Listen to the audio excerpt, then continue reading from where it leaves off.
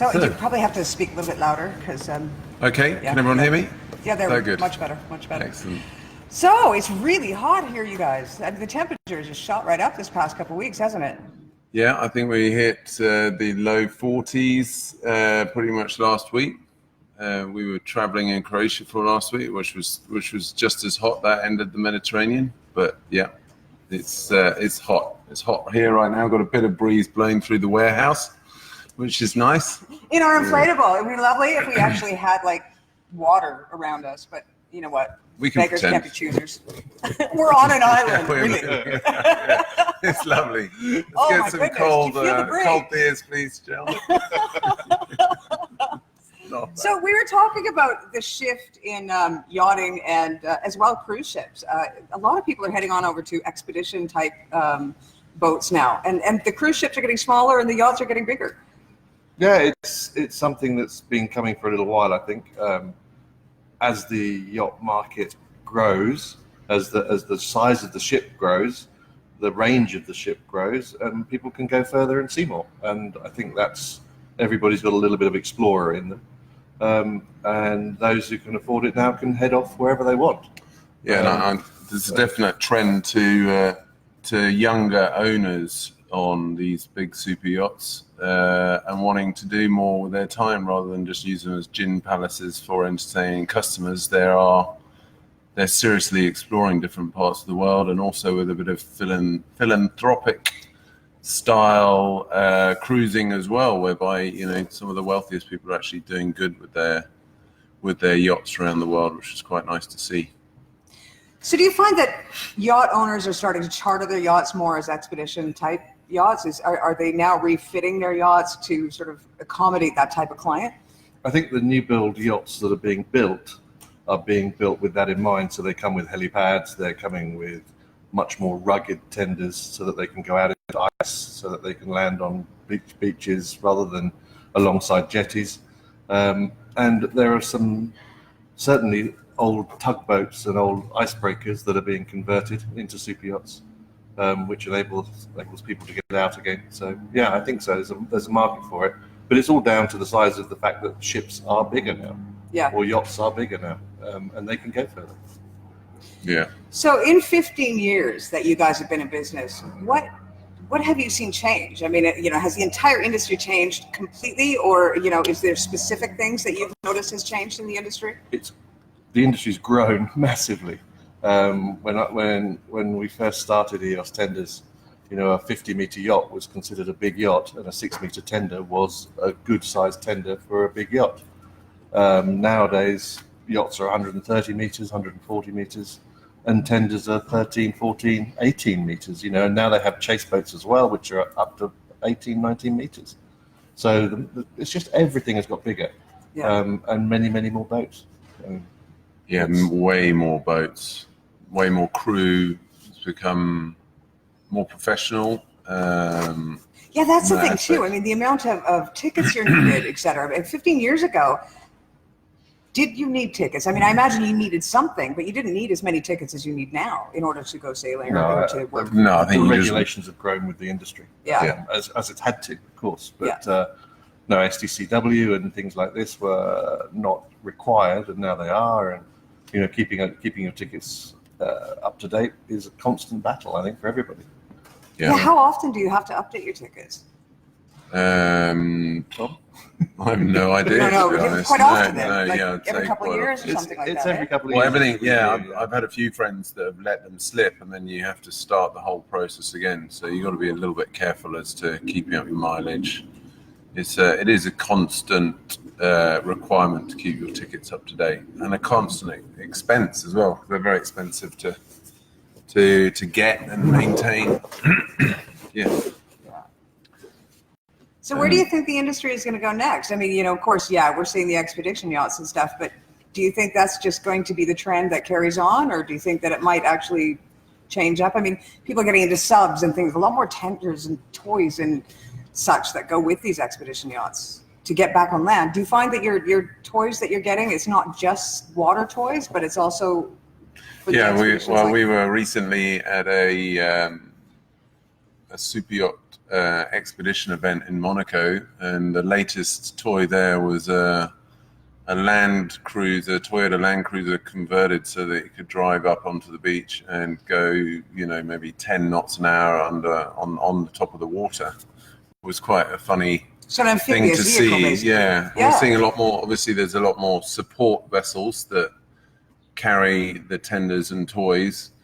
And in fact, one of the latest photos we've seen was a Land Rover on board the tender support vessel. CX, I think. Yeah.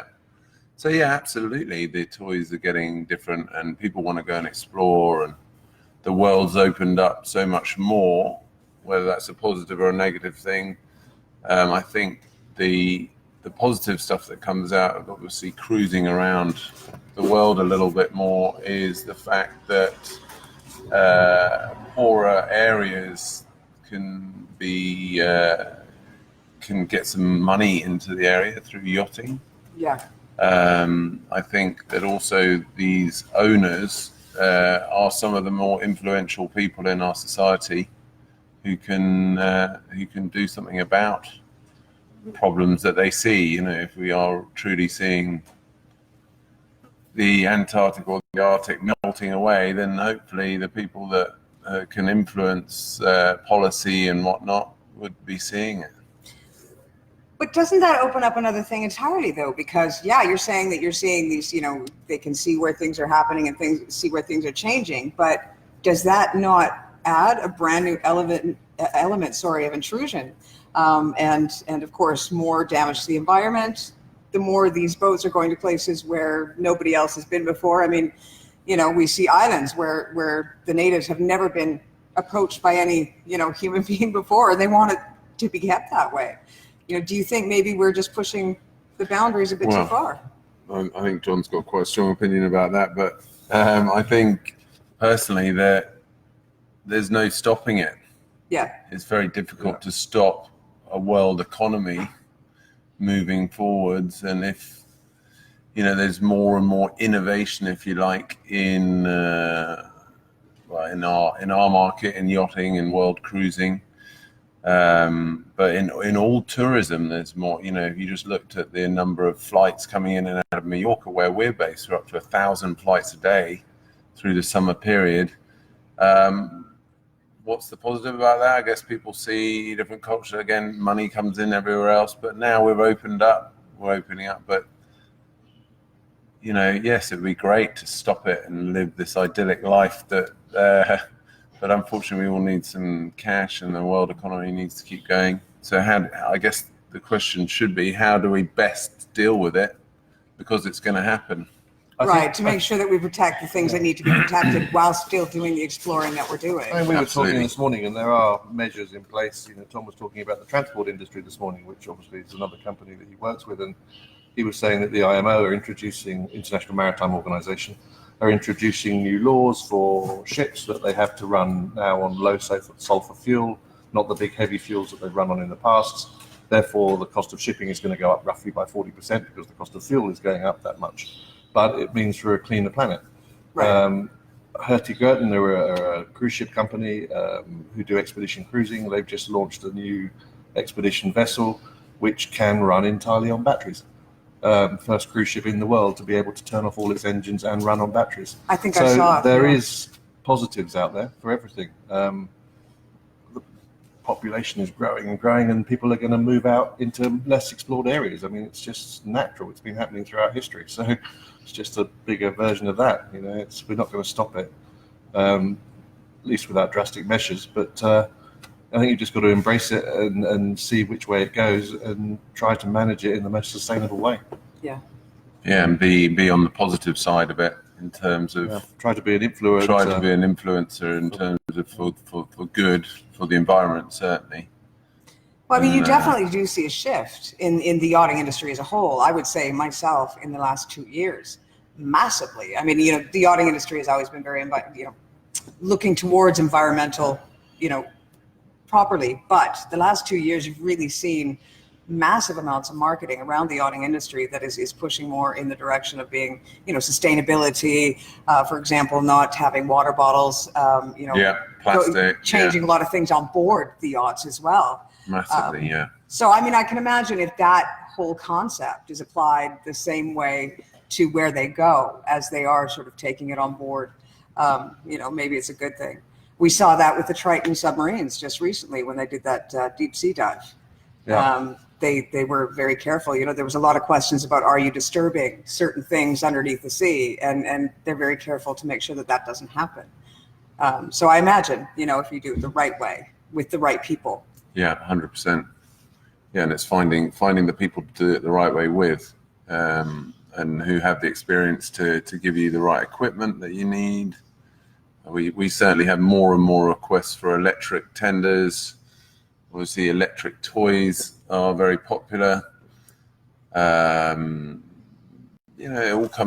everything comes with its challenges as well in terms of, lithium batteries on board yachts, how they stored these days. They're quite, as we've heard quite a bit about, traveling with lithium phones on the airlines. There's lithium is quite an explosive material on its own and can cause some serious damage. So yeah, there's a lot of things to consider when you're trying to be environmentally friendly. Yeah. But it's a challenge. It's a nice part of the world industry to be in terms of it's not necessarily hindered by finance, so innovation can happen. And then hopefully that innovation can trickle down into other industries to have a positive effect. Well, I mean, I guess if it's done in a manner, the biggest problem I see with people today is that we're so used to everything being instantaneous and available and to whatever consequence. We don't really care as long as it's there and it's there now. If we're hungry, the food is there. If we're thirsty, the water is there. Everything is just so, if we want information, we go to the internet and it's all there. But what happens is when you try to do that sustainably, it's not so quick and easy, is it? So people sometimes are a little bit slower on making that change because it means things might make it a little bit more difficult for them. Yeah, very much so. So I'm imagining in the yachting industry, we're probably going to see some cowboys out there as well that aren't going to be doing, what the rest of the industry is doing and sort of going the easy route out, as it were. No, definitely not. And we're a big believer in doing things right and,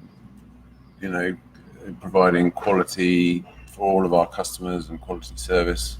You can obviously use that as we truly do believe that having the right equipment, the right people involved solves a lot of problems moving forwards.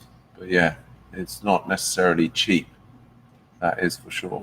I mean, I think that's what we've found over the last few years is that as a company, we are probably not cheap compared to some of our competitors or anything like that. But we hope we do it better. We certainly do it more sustainably. We try to make sure that everything we take off boats that needs to be disposed of is disposed of properly. And, as a company, we're sort of quite ecologically aware of our responsibilities. So whilst we try to still offer the best service we possibly can, we do the best job we can of looking after what we have to look after. So, it may not make us the cheapest, but we think we do it right. Yeah, we think we do it right. Yeah. But I think at the end of the day, it's not about being cheap. It's about being good and right. Correct. Absolutely. I mean, I guess the decisions I made in my life, I've never gone the cheapest. I've never gone the most expensive. I've sort of gone in the middle because I can be guaranteed that I'm not paying for a name brand, without cause. But I'm actually getting what I need. Yeah. And so generally that's where I would go. We're sort of hoping that our name will become a brand that people can rely on. So, I mean, that's what we've tried to establish ourselves as. But if somebody says EYOS, then they know that they're looking at quality, they know they're looking at good service, and they know they're looking hopefully value for money. That's where we want to be in the market. That's how we want people to think of us, and someone that they can trust time and again. Well, you guys don't just do tenders and toys, though. I mean, we're sitting in a huge warehouse, and there's lots of things in here aside from our beautiful rainbow swan. Gorgeous swan. Yeah. Headless. I've got to say, it still is headless. Yeah. It had a heavy night last night. It's lost its head. It was out with you. No, I'm 1 year no beer is my 1 year idea today. I put that out on the internet. Oh no, everyone now knows. Yeah, he's managed a week, so it's out there for a week now. Yeah, I'm doing really well. So, but is that your goal? Is 51 weeks to go. Yes, that is the goal. Really? Yeah. So does that apply to all alcohol or just beer? Just beer. No, all alcohol and drugs are fine. But, okay. It's just, you don't want to push just the beer. boundaries. No, of course it applies to everything. Yeah. But Looking forward to the challenge. You guys store boats over the winter, tenders and stuff, don't you? Yeah, one of our revenue streams is storage of tenders and maintenance of. So the main idea is basically to take the hassle out of any visiting yacht coming in for refit here in Mallorca, so that they can literally phone us, or better to obviously have as much notice as possible. But the way we like to work is that we would know a yacht's coming in or planning a refit here. We can price up everything that they need on the work list that they have on those tenders for their winter period or refit period. And literally the yacht rolls into the shipyards here in Palma, and we pick up the tenders the same day they arrive. The crew can forget about the tenders. They can get on with exactly what they need to do on the yacht, which is generally quite a lot. And we run a full turnkey service for refit and maintenance on all the tenders, whether it's painting, whether you really want to, reupholster the whole tender, or you just want an engine service, or simply whether you just want storage to get it out of the way. So, and it's turned out to be a very good, solid business, because there's a great refit market here in Mallorca. And I think a lot of the crews that we've dealt with have been pretty happy knowing that they're being looked after, and we're a little bit away from the main shipyard, so it's sort of one less thing for them to have to think about. Well, I do remember I came in for an interview once before, and you had a boat in the center of the warehouse, and it was covered in its white tent. And I think that one was pretty much stripped down to almost the bare bones, wasn't it? That was. Do you remember the one I was talking about? Yeah, she's back on the water, which she was being back in again for storage last winter, and she's back on the water again now. Beautiful, that boat, really lovely. Yeah, we were quite proud of that one. It was a full refit, as you said. Yeah, I mean, it was to the bare bones. Yeah. So we store approximately between 60 and 70 tenders a year through the winter period here in our facility, and it's proving to be a useful service to people. So, you got some cars in here too. Is that your own, or mainly tender twos actually, and mainly old Land Rovers? Funny enough, we've both got a little bit of a interest in Land Rovers, and we sell a few old Land Rovers on the side, should anyone be after a nice vintage Land Rover. Restoration of old Land Rovers. And, so it's like your hobby. Just a bit of a hobby, Yeah, it's a hobby, So. Well, they're nice looking cars, that's for sure. They're older, like they're quite... They're 60s and 70s, Yeah, like collectors almost. Yeah. Well, they are. That once they've been refitted, they're really lovely. Yeah, they really are quite special. Very slow. I'm wondering if we would very be slow and collector break down items if we a lot. were refit. Sorry? I'm wondering if we would be collector's items if we were refit. I think everyone needs a refit occasionally. That's absolutely right. A refit, detox, however you want to call it. Same thing, I think. I don't know if they have one of those on the island. You walk in one door and you stay for like a month, and you walk out a completely different person. Exactly. If I could pay to be refitted, I would certainly do it. It's a lot more hard work in my case. I think everybody would at some stage of their life. Just pay someone else to do it. It'll be great. Yeah, it'd be fantastic. Well, guys, thank you. I know you've got a big order to fill. You've got it's a busy season for you here. You've got a lot of things going on. Yeah. And we literally blocked off your entire warehouse with the rainbow swan. Unicorn. Yeah, we have. Yeah. I think we'll fill it with water in a minute and have a dip. It's about 36 degrees. Oh, look, we're on the water, guys. See. Oh, right, we're off. See you later. Anyways, thanks for joining in. This was the first Coffee and Conversation for Yachting International Radio. So we're going to have you back again, though, and maybe you can fix the head We'll fix the head, or we'll find an alternative rainbow the toy pink flamingo for you. next time. The pink flamingo. Oh yes, I want the pink flamingo. Totally. Well, we could try. I don't think you'd get such a still camera, but we could try the pink flamingo at sea. Yeah. Do you know what? No big deal. I'll just make sure that we have an iPad and do the thing. We can have a gyro camera stand. Let's do it at sea. We can even fill the ice bucket. There we go. Actually Instead of coffee, we're doing carver and conversation. Carver conversation in the afternoon. Except 1 year, no beer. That would have to be awesome. next year. Yeah, 1 year, no beer. Have to have a water. Well, no, that was just beer. That's true. Yeah, carver you can have carver. doesn't count. Carver doesn't count. No, we have non-alcoholic carver from Italy. Okay, well, we can do that. That's fine. Yeah. Yeah. Perfect. Right, next time, pink flamingo. We're going to be on the Mediterranean Sea, and you'll have to come along. We'll let you all know, and you can't see me, which is awesome. See, I like that camera angle. That's even better. Get in there. Come on. Thank you very much, Ria. Thank you, guys. Yeah, and once having again, the EYOS Tender Boys, and anything you need, we'll provide the information right here on Yachting International Radio. We've also recorded the interview, so we're going to put that up on the radio later. Stay tuned for times, dates, etc. And yeah, thanks for tuning in. Thank you. Thank you. Bye-bye. Bye.